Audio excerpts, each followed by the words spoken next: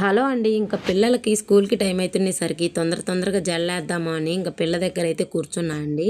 నేను ఎంత తొందరగా వేయాలి అనుకుంటే అదైతే అంత ఆలస్యం అయిద్ది.